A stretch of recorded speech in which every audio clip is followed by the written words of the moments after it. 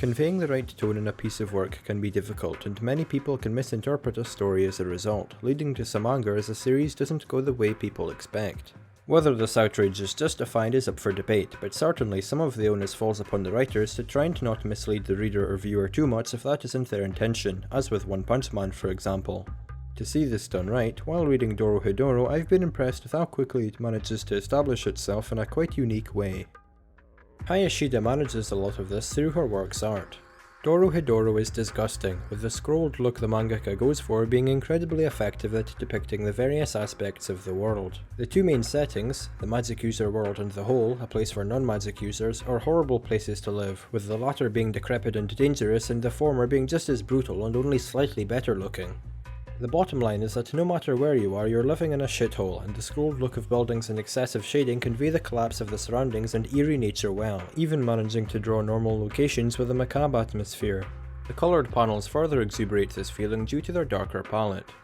At its worst, the use of greens managed to give a sickly, polluted look to backgrounds and characters, and at its best, everything just looks drab. As well as buildings, characters add to this too.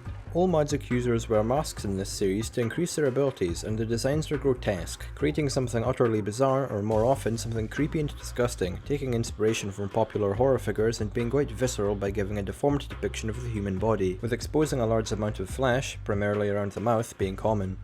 The N family, the first major antagonists, are full of incredibly powerful magic users and manage to be some of the most horrifying through their actions and design. Shin and Noi are two of the most prominent in the group, and one look at these figures should have you shitting bricks. Shin's outfit combo has a sense of sophistication and madness when comparing the mask and suit, which is unsettling enough considering the contrast between the two, but his violent powers of literally ripping his enemies apart while bashing them in with a hammer makes him a real terror. And what if I told you that he's a pretty nice guy? Any preconception you have of these characters is completely thrown out of the window in interactions, and Den's group are the best to demonstrate this. With the masks off, the two's appearance is fairly standard, with pretty clean line work as if to demonstrate the difference and a near constant grin on Noi's face, but it's the chemistry and relationship everyone has that really sets them apart. N genuinely cares for his group, and tolerates more than you'd expect of one of the most powerful people in the world. Everyone looks out for and protects each other, even those that are essentially useless, and these familial traits quickly made this organisation one of the best I've seen in a while due to just how damn likeable they are. Part of the credit for their appeal without a doubt has to do with reader expectations, with the atmosphere and surroundings building up something completely different as explained earlier.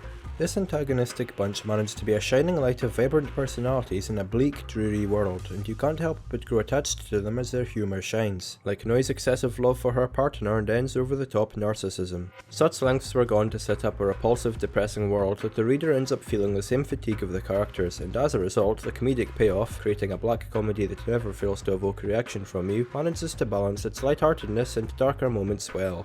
The art style manages to immerse me in this story in a way that no other series has, and really made me think about the different ways world building and tone can be conveyed. Hopefully it does the same for you too.